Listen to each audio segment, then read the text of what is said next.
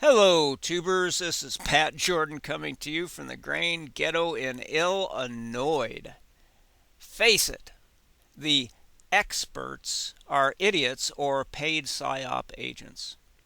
One of my favorite analogies is that there is no practical physical evidence for the nonsense like quantum mechanics or black holes, but they can prove it to you on paper with equations. Let's hammer these punks right on the head from the beginning because I know that sometimes I string you along before getting to the point. Placebos were invented for the sole purpose of discrediting homeopathy. Period. How simple is it when you know that Sammy Hahnemann made his remedies with milk sugar, attempting to sweep up behind the elephant shit that his fellow Freemason Edward Jenner was scratching into people with physic. Physic was considered heroic medicine of its age. Surgeons who have elevated themselves to celebrity witch doctor status, being able to cut out the offending part and wiggle it at you like a Santeria chicken, were originally considered no higher in caste than a shoemaker or butcher. Nothing really changes, does it? But physic, they were special. Back then, they got their credentials from the equivalent of what used to be offered on the back of a matchbook cover in the 1960s. But they were expected to swoop in when the patient was at death's door and administer a good bleeding or cathartics or purges of mercury or antimony that made you puke or shit the disease out. Quite often the patient died from these solemn ministrations, but not to worry. Even back in Hahnemann's and Jenner's day, they simply wrote off their murders as the patient having a weak constitution and submitting to their disease. Nothing really changes, does it? Jenner killed his third experiment in the form of John Baker and said in his second rewrite of his inquiry that the boy was unfit for revaccination. This crafty edit was insisted on by the Royal Society, but he still had to self-publish. Jenner's first experiment was on his infant son, who developed erysipelas and then probably the first case of autism and died in his 20s. Great track record, Eddie. To say that there is an unbroken history of criminal conspiracy in medicine is mild. I would like to remind folks that the myth of Jenner was that he heard a story about cowpox conferring immunity to smallpox.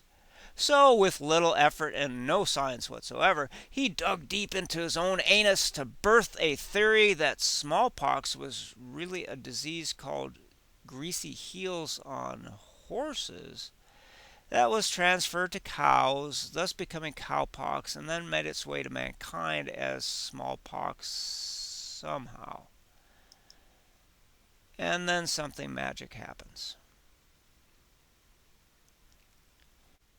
In 1790, cowpox broke out in a dairy near Berkeley, and Jenner took the opportunity to inoculate FIPS.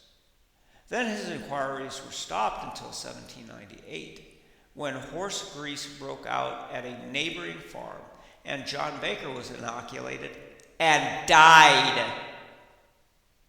William Summers, inoculated with horse grease passed through the cow, survived, and the virus was carried from arm to arm through several patients. The cases are carelessly jumbled together. Important details are often missing. Dates are omitted. Facts unfavorable to the project are suppressed, and excuses for failures are ingeniously incorporated.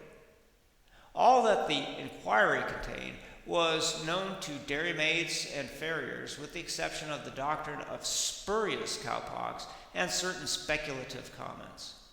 All that was added experimentally to what had been previously practiced was at the inoculation of horsepox from arm to arm, in imitation of arm-to-arm variolation.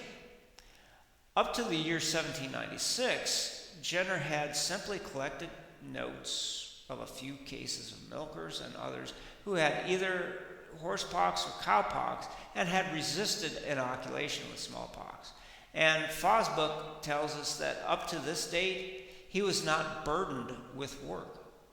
At the same year, he made one experiment of the inoculation of the human subject and hurriedly wrote a paper which was rejected by the Royal Society. 2 years later, he carried on a series of arm-to-arm inoculations and then published the inquiry on his own account. For his experimental purposes, Jenner selected a child 5 years old, John Baker by name, and on March 16, 1798, he took matter from a pustule on the hand of Thomas Virgo, one of the servants who had been infected from the mare's heels. Quote, he became ill on the 6th day with symptoms similar to those excited by the cowpox matter. On the 8th day, he was free from indisposition. There was some variation in the appearance of the pustule on the arm, although it somewhat resembled a smallpox pustule, yet its similitude was not so conspicuous as when excited by the matter of the nipple of the cow or when the matter has passed from thence through the medium of the human subject, unquote. Now, in the historical case of James Phipps, the cowpox was inoculated on the 14th of May. On the 10th day, he was said to be perfectly well. On the 1st of July following, that is to say, in less than 7 weeks after inoculation, he was inoculated with smallpox. We may therefore conclude that as John Baker had been inoculated on the 16th of March and was said to be free of indisposition 8 days afterwards, that it was Jenner's intention to inoculate him on or about the 1st of May. Quote, this would have been effected, but the boy was rendered unfit for inoculation from having felt the effects of a contagious fever in a workhouse soon after this experiment was made, unquote. The question naturally arises whether the fever might not have been the result of the inoculation with horse grease. What was the meaning of, quote, contagious fever, and why this vagueness of expression? Jenner was well acquainted with measles, scarlet fever, ulcerous sore throat with spotted skin, erysipelas, swine pox, chicken pox, and other fevers. We are therefore left to suppose that it was some unrecognized form of, quote, fever from which the boy ultimately recovered. But as the variolous inoculation had been prevented at the time, the history of the fever was not worth tracing, although further details might have been given, for the inquiry was not published until June 21st. It was not until we read Jenner's further observations that our attention is again drawn to this matter. In a reference to this case, Jenner insists upon the, quote, similarity of cowpox of the general constitutional symptoms which followed, unquote. And in a footnote we read, quote, the boy unfortunately died of a fever at a parish workhouse before I had an opportunity of observing what effects would have been produced by the matter of smallpox, unquote. The fact then of the boy's death was omitted in the first account, and this is the full meaning of the boy being, quote, rendered unfit for inoculation, unquote. But why should the fact of the boy's death have been omitted? Did the boy die from the effects of inoculation? Let us revert to the history of the case. What was the state of the progress of the vesicle on the boy's arm? No description was given in the inquiry. All that we learn is that the symptoms were similar to those excited by cowpox matter, and on the 8th day he was free from indisposition, and the pustule, quote, somewhat resembled a smallpox pustule, unquote. On referring to the colored illustrations, it is hardly credible that the lad was free from indisposition on the 8th day. plate number 4. A vesicle is depicted with the appearances which indicate that the, quote, vaccination had taken severely. Another casual reference in further observations throws additional light on this case. Jenner says that he was led to assume the origin of cowpox from the grease, partly, quote, from the progress and general appearance of the pustule on the arm of the boy inoculated with matter taken from the hand of a man infected by a horse, unquote. Now, if it progressed in the same way as the cowpox inoculation on Phipps, it must have been a vesicle surrounded by an efflorescence with, quote, rather more of an erysipelatous look than we commonly perceive when variolous matter has been made use of in the same manner, leaving on the inoculated parts scabs and subsequent eschars, unquote. The progress of the vesicle having been compared to that of inoculated cowpox, we may conclude that it ran on an ulceration, the bane of Jenner's early inoculations. This supposition is verified by an abstract published by Barron from Jenner's manuscript notes, in which he alludes to, quote, the peculiar appearance of the pustule and its disposition to run into an ulcer in the arm of the boy who was inoculated with the matter taken from the hand of a man who received the infection from dressing a slight spontaneous sore on a horse's heel, unquote. It is evident that in the published account of this boy's case, Jenner had suppressed all details of the progress of the vesicle, the ulceration, and the erysipelas, as well as the fatal termination of the case.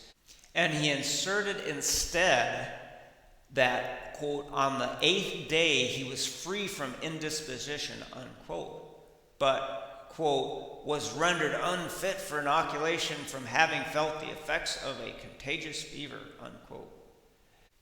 It would seem probable that in this boy, 5 years old, selected by Jenner as a suitable subject for testing his speculations as to the progress and effects of horse grease, a large vesicle was produced which ran on to ulceration, that the angry blush developed into erysipelas, and the boy died. But his death was attributed to a contagious fever caught in the workhouse. So you would think that for Jenner's own whelp, he would have scratched in some horse grease or cowpox, but no. He took swinepox, and you know the rest of the story. So much for scientific inquiry when the Royal Society can put their military authority on what the truth is. But this was about sugar pills. Really? I thought it was about science and reality, because there's a claim that the placebo effect can alter the thinking and therefore the physical outcome of someone under treatment. At the outset, we really do have to rely on Robert Mendelsohn, who wrote Confessions of a Medical Heretic, who said, if you're dying, stay out of the hospital. You'll probably get better. We live in a world where the Yehudi fantasy of quantum physics has become magical thinking in the world of physics. Gurus abound who tell you that you can think yourself well. This, of course, is dangerous fucking bullshit. That is nothing but self-hypnosis. I've proven in myself and others that it does not matter what your attitude or expectations are. If you do the right therapy, it will work, irregardless. Yes, I know irregardless is not a word, but engineers use it all the time, and they are highly paid, highly skilled fucks that seem to direct your world. Sugar pills, damn it! So, other than a global plot by an international cabal to discredit the use of sugar pills in homeopathy, just what is the science behind the placebo? None. Look at the government studies on vaccines. The U.S. military went to Africa. Why? But that's a whole nother video. To administer tests on the ignorant locals for a malaria vaccine, and they used a rabies vaccine as a control. A control? A control? A control is supposed to be a sequestered population that gets fucking nothing, not a goddamn rabies shot. See, these are the official criminal lies spread by invasion forces that stole your tax dollars to do it in foreign countries on unsuspecting, ignorant natives. Were we talking about Africa or America? Anyway, what about the HPV test in India that used the vaccine in the test group but aluminum adjuvant in another group? Control? We don't need no stinking control. So a placebo from the outset does not fit the definition of a control because it is something. Let's get to that. What is a placebo? Something like a sugar pill or saline to drink or inject, but it's more than that, isn't it? Theron Randolph, the father of clinical ecology, also called environmental medicine, did video studies of giving people in mental hospitals dextrose IV from corn versus beets versus cane sugar, and showed to my satisfaction that if the patient had an allergy to the source material, that it could make them fucking nuts. He declared then that regardless of what the placebo was made of, that sugar was not just sugar. Water, as anyone in the health world knows, is not just water. Therefore, a placebo can have anything from a profound effect to no effect at all without having a damn thing to do with the recipient's mind. Well, unless it made him nuts. Let us not forget Robert Mendelssohn, who said that the body is a dynamic system with the capacity to heal, and there is no set timetable on that action. It could well be that the people given placebos simply got better because that's what happens. I will hammer this until it becomes your thought. I have proven that it does not matter what you think, neither doom or daisies. If you have the right therapy, it will work without your knowledge or consent. So, what is the placebo effect?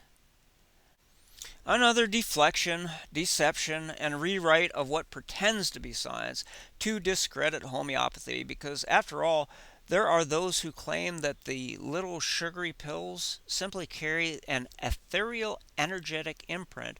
Therefore, it can have no effect based on the laws of physics. Okay, well, maybe magical quantum physics. So it all has to be in your mind. They go so far as to claim that those who choose by informed consent to use something like homeopathy puts the patient in danger of missing out on mainstream medical treatment.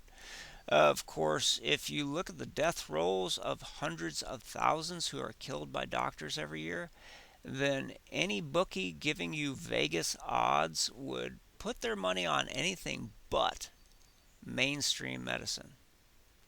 Isn't that a bitter pill?